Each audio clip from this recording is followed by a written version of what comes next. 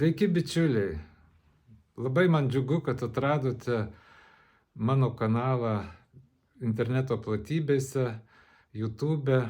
Čia pirma laida. Visus sveikinu. Negalėjau nepradėti savo kanalo, todėl kad noriu pasidalinti su jumis kai kuriomis mintimis, kurių ateina stebint pasaulį. Daug tų yra minčių, bet ne visada yra laiko kalbėti apie jas, bet galų gale turbūt ateina laikas. Tuo labiau, kad tas pasaulis vis labiau darosi beprotiškas. Galima sakyti, kad jisai niaukiasi, galima sakyti, kad jisai darosi labiau pavojingas arba nenuspėjamas, bet pasakyti, kad jisai darosi beprotiškas, tai irgi tam tikras raktas, tam tikras požiūrio kampas, kuris leidžia pamatyti tam tikras aplinkybės. Ir gal tas apibūdinimas nėra iš pačių blogiausių. Šiaip negalėjau aš kitaip pavadinti šito kanalo, todėl kad tikėkite arba netikėkite, bet tas beprotiškas pasaulis tai buvo žodžiai, kuriuos aš išvis pirmuosius perskaičiau savarankiškai, būdamas mažas vaikas, dar net neidamas į mokyklą, gatvėje buvo didelėmis raidėmis, tokiamis didelėmis raidėmis parašyta tas beprotiškas pasaulis. Aš ėjau savo gimtojo kapsuko pilka sovietinė gatve ir staiga spalvotos raidės tas beprotiškas pasaulis. Skaičiau ir dar 4 kart parašyta. Tai be abejo tokiam vaikui tai palieka įspūdį. Pasirodo, tai buvo filmas Stanley Kramerio 1963 metų komedija. Aišku, angliškai žodis beprotiškas yra tik vieno skiemens, tai skamba grakščiau. Bet tiesa, tada aš nežinojau, kas tas filmas, manęs nevedė į tą filmą. Aš jo nemačiau ir visą laiką svarsčiau, kodėl tas pasaulis beprotiškas.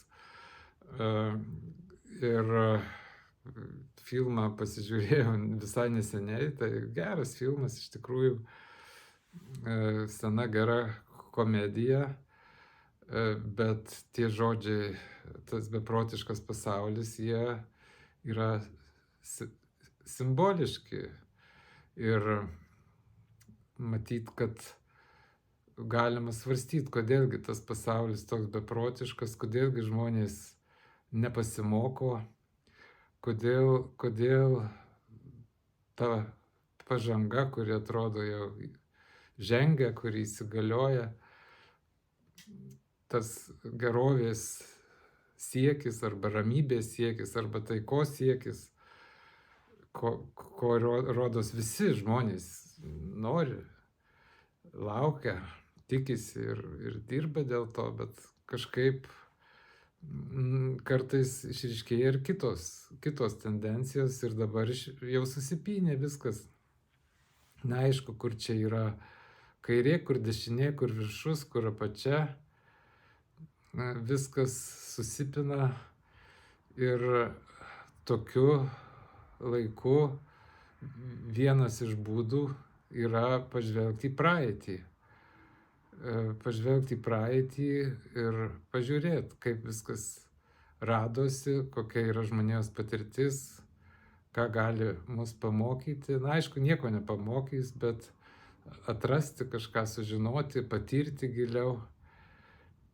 Ši laidelė nebus nei politologinė, nei literatūrinė, nei filosofinė. Gal truputį visko gali pasitaikyti, bet tai yra mano Sauliaus Spurgos požiūris į įvykius, į praeitį, į istoriją, į kai kurios kultūros faktus, į aktualijas.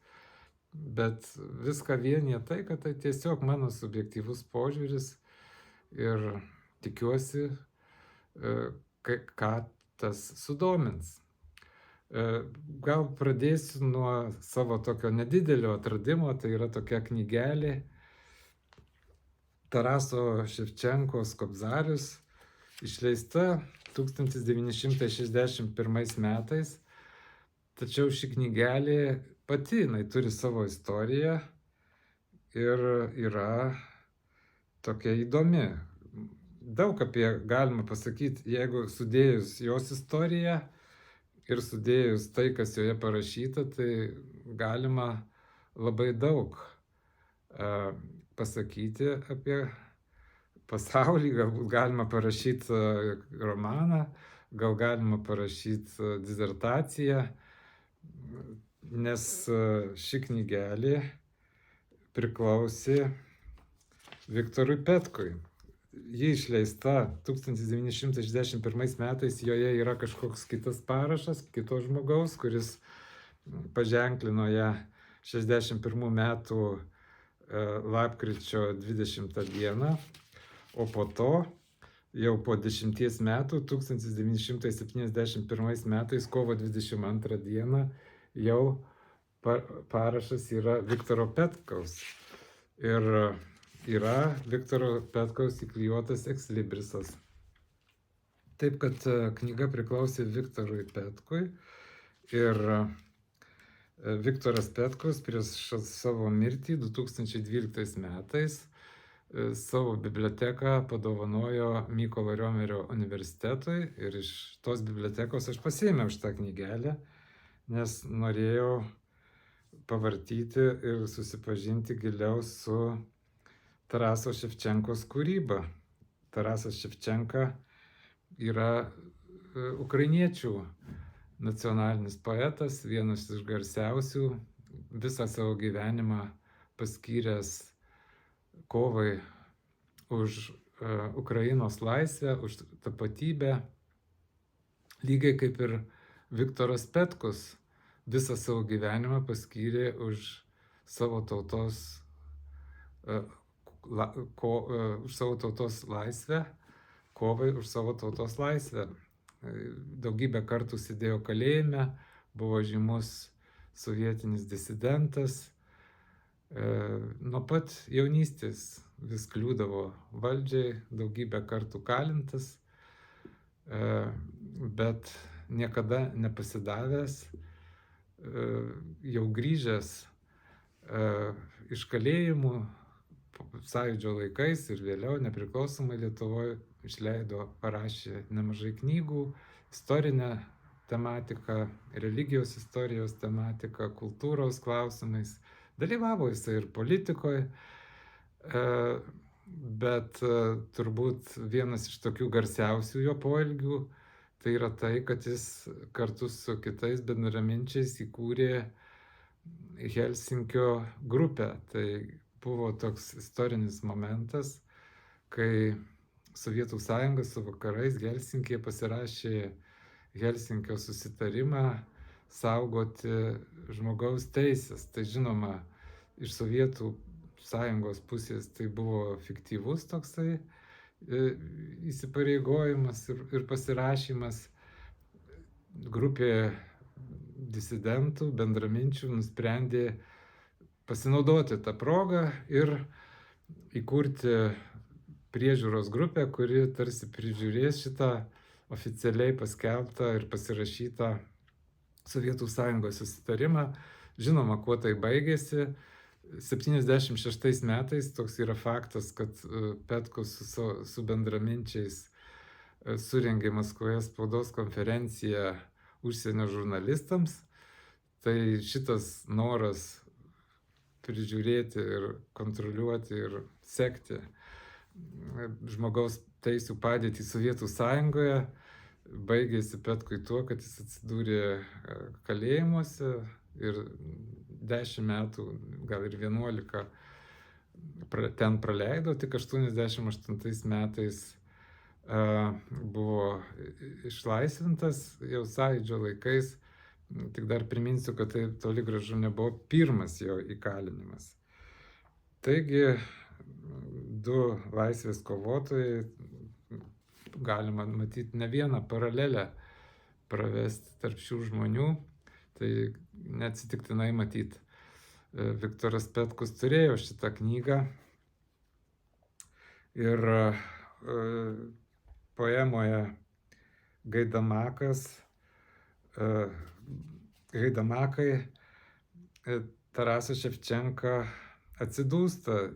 Žinoma, toliau dar pažvelgsime, yra daug skaudžių dalykų šitoj knygoje ir konkrečiai poemoje Gaidamakai, bet Tarasas Ševčenka, šalia to, kad jisai tikrai sirgo už savo šalies laisvę, jisai buvo vis tiek humanistas ir mąstė filosofiškai. Ir štai, ką jisai rašė poemoje. Vertimas Janinos Degutytės čia. Vyturėlis dirvai gieda ankstų į rytelį, o lakštingala giružiai jos pirmam lapeliui. Tikras rojus, kam? Žmonėmsgi, žmonės, jiems nereikia. Ir pažvelgt visai nenori, o pažvelgs nupeikia. Žemę jie gaisrais apšviečia ir krauju nudažo. Maža jiems dangaus ir saulės, ir laurūnių maža. Maža pragaro, o žmonės, ką jūs darot? Ar užteks kada jums žemės? Bus kada jums gera? Nesutrukdė kraujį lietis, sužaliavę gojai. Ak, baisu, o prisiminsi, buvo taip ir Trojoje, taip ir visad bus. Taigi, matote, tokia pranašystė, tokia ištara Taraso Ševčenkos, sunku ginčytis. Poema parašyta 1842 metais, praėjo jau šiek tiek laiko, bet žodžiai kaip šiandien pasakyti. Ir verta tikrai pavartyti Taraso Ševčenkos kūrybą, žinant, kad Tarasas Ševčenka pripažįstamas yra vienu garsiausių ukrainiečių poetų, jisai tautinės sąmonės svarbi dalis, įsikūnijimas ir tam tikras simbolis. Jeigu kalbėt apie pačią jo kūrybą, tai žinoma, rašė jisai ukrainiečių kalba, nors irgi poezija, puikiai besiliejanti poezija, skambi be galo. Šiek galiu aš įvertinti tą grožį, suprantu ukrainietiškai, ypač pasigilinęs ir pameditavęs prie teksto. Tai tikrai yra galimybė visus tekstus susirasti internete, tai tikrai skaičiau ne tik lietuviškai vertimuose, bet ir ukrainietiškai stengiuosi skaityti. Žinoma, yra toks faktas irgi istorinis, kad savo dienoraščius jis rašė rusiškai ir prozos rašė kūrinių, irgi jos rašė rusiškai. Bet buvo labai talentingas žmogus, tikrai, kaip jau minėta, visą savo gyvenimą atidavė kovai už ukrainiečių tautą, labai skausmingai išgyveno pavergtą Ukrainą, jos dalę, jos užgniaužtą kalbą, kultūrą, savimonę, skurdą begalinį to meto, priespaudą. Pats Ševčenka, kaip ir daugelis jo giminaičių, draugų ir aplinkos, buvo baudžiauninkas, o žmogus be galo talentingas, siekė mokslo, šviesos. Kai davė likimas, tai jau davė talentų. Negana to, kad poetas genialus, dar ir dailininkas taip pat genialus. Taip kad tikrai. Bet pats baudžiauninkas ir nepaleido jo, net matydamas ponas jo talentus visus nepaleido. Kiek ten sakė, 2000 rublių duokit man, išpirkit Ševčenką. Tai buvo toks ten faktas, kad dailininkas garsus nupiešė paveikslą, jį pardavė ir už tuos pinigus tokia akcija buvo, išpirko Ševčenką iš vergijos, o pats iš baudžiavos, kuri buvo kaip ir vergija, pats Ševčenka beje mirė 1861 metais, tai dar iki Rusijoje cariniai baudžiavos panaikinimo ir jos sesers jisai nepamatė laisvos, savo sesers mylimos, kaip ir daugelio kitų giminaičių. Jam pačiam pasisekė, bet aišku, ta sėkmė buvo tokia, kad jis po to tremtyse ir kareivių jį išsiuntė per prievartą būti 10 metų. Na, daug jisai patyrė. Įdomus, reiškia, irgi faktas, uždraudė piešti, rašyti poezijas. Buvo kareiviu kažkur tai ten Rusijos gilumoje. Daug jam teko iškęsti, bet jis neturėjo kitų minčių, tik tai apie Ukrainos laisvę ir savo šalį. Bet nieko linksmo jis apie ją negalėjo pasakyti. Kaip žinote, Vilniuje stovi Tarasui Ševčenkai paminklas. Tarasas Ševčenka, būdamas 15 metų, atvyko į Vilnių, nieko iš čia gero nepatyrė, tarnavo ponui. Gimęs jisai Ševčenka 1814 metais, tai 1829 metais jis čia gyveno Vilniuje, tarp kitko po 100 metų beveik, po 1928 metais gimė Viktoras Petkus, tai toksai truputėlį, gal nėra toks reikšmingas, bet galima datomis kartais truputį pažaisti. Taip, ir jo poema, ypač sukrečianti, tai yra Gaidamakai, kuri laikoma, kad tai yra ir epas, ir romanas. Trumputė ta poemėlė, bet daug joje yra. Kalbama joje apie ukrainiečių sukilimą 1768 metais, taip vadinama Kolyivščina. Labai jisai buvo žiaurus, daug buvo nužudyta žmonių. Ir sunku, viską tai atspindi Ševčenka savo poemoje. Prisipažinsiu, nesitikėjau, kad taip galima rašyti, tie vaizdai sukrečia. Pats Ševčenka jisai rašo, kad mes su Lenkais tai galėtume būti broliai, jeigu ne tie šlėktos bajorai ir ne tie jėzuitai, jis taip vadina katalikus. Labai jam skausminga atrodo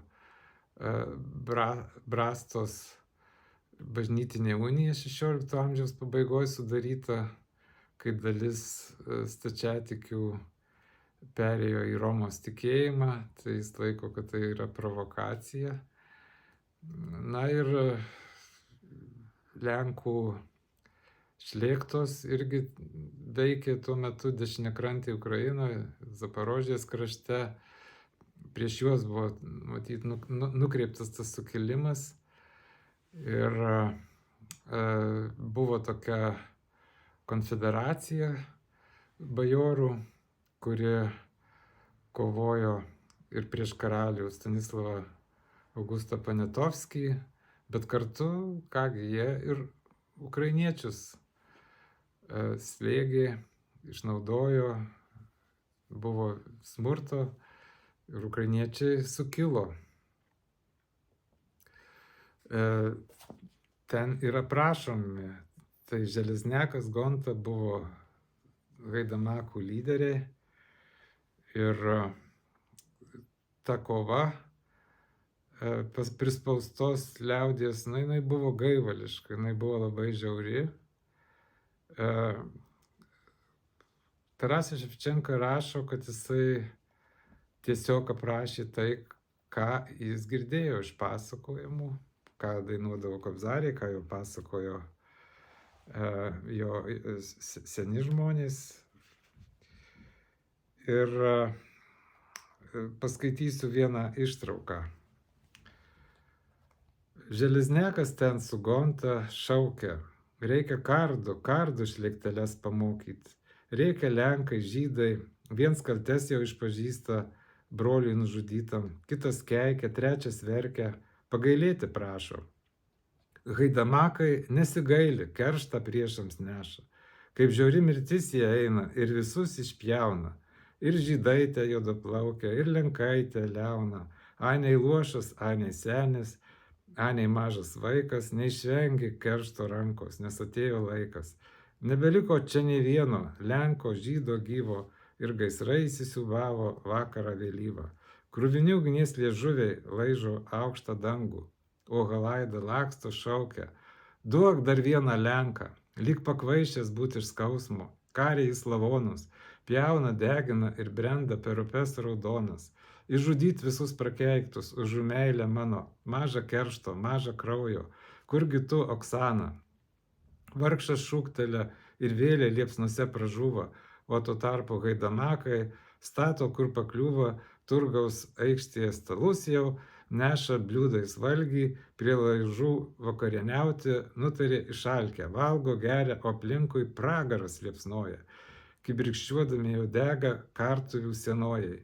Jie pasvyra, krenta žemėn su visais lavonais. Gerkit, sūnus, gerkit, gerkit su šitokiais ponais, gal mums reiks dar susitikti, pažiūrėk, kaip sekas. Taigi, matote, tokie nevaldomi vaizdai, o nevaldomi įvykiai ir aprašymas, nedailinant situacijos, o kulminacija turbūt poemos ir šiaip žinomas toksai turbūt įvykis, gal tikras, gal legenda, kad Gonta nužudo savo vaikus, nes jisai, kaip buvo iškeliavęs, pasakojimas toks, kad Lenkai juos paėmė ir auklėjo katalikiškoje mokykloje ir buvo jie pakrikštyti kaip katalikai. Tai tiesiog Haidamakų vadas Gonta, jisai paėmė, aišku, krimsdamasis, išgyvendamas, tiesiog nužudė savo tuos vaikus.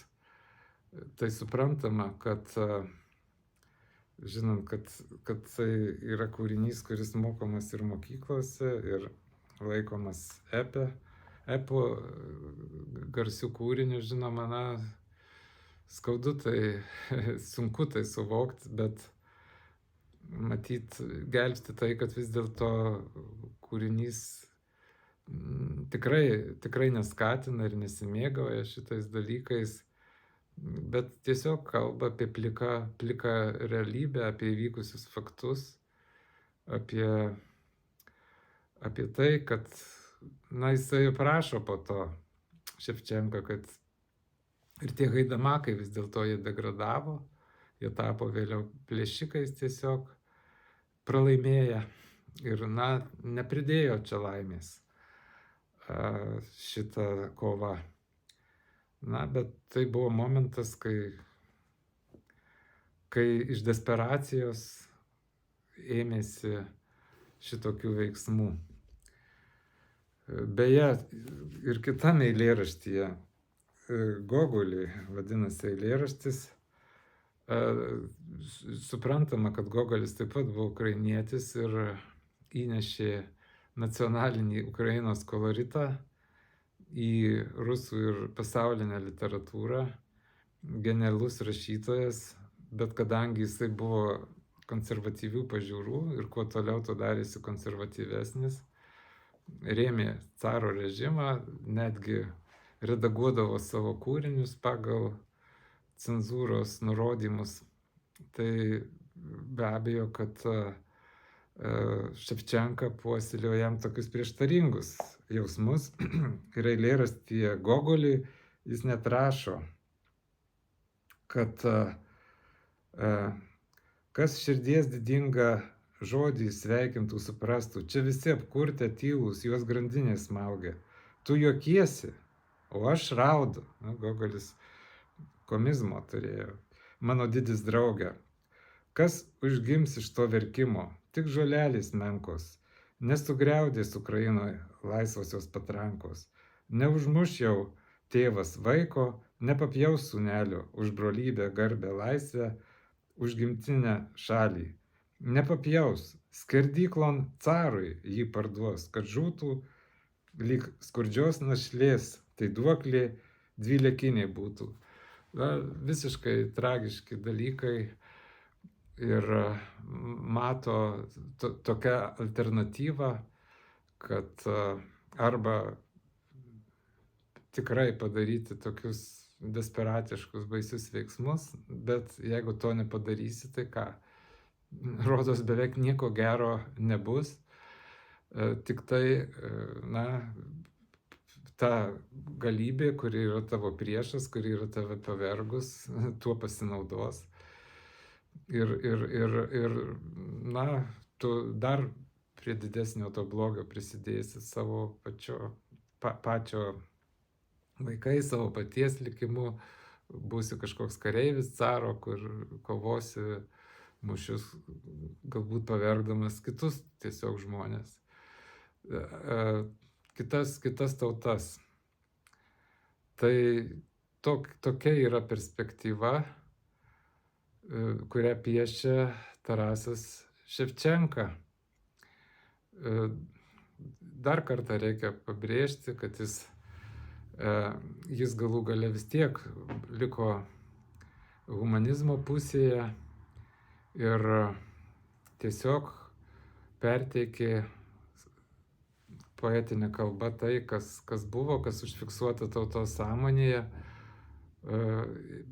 Ir matyt, verta susimastyti mums visiems.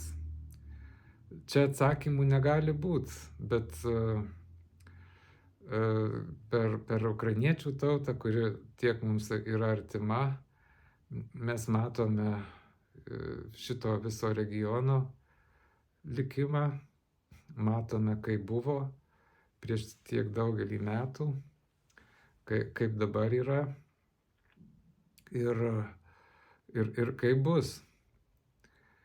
Tai tikiu, kad šių dviejų laisvės kovotojų pavyzdys visada bus mums aktualus. Ir grąžinsiu aš rytoj šitą knygelę, kurią jau per ilgai laikau, į biblioteką, tegu jinai guli. Ir dar kažkas pakels, paskaitys, ras joje laisvės dvasią, ras skaudžią tikrovę, ras humanistinės mintis, ras ukrainiečių tautos siekį laisvės, kuris niekada nebus nuslopintas, ir kurie prisimins savo iškilų poetą. Ir Ukrainoje po Tarasos Ševčenkos buvo daug žmonių, kurie atidavė savo visą gyvenimą Ukrainos laisvė, ir be abejo, kad tokie žmonės ir daro tautą tauta, nes ta aplinka visada yra tokia, kad nori paneigti, kad nori prispausti, paveržti, primesti savo tapatybę. Ir reikia rasti būdų, reikia rasti priemonių. Visų pirma, siekti laisvės, bet siekti kartu ir humaniškumo. Kito kelio mums nėra. Kągi, tai baigiu šitą pirmą laidelę. Iki kitų susitikimų.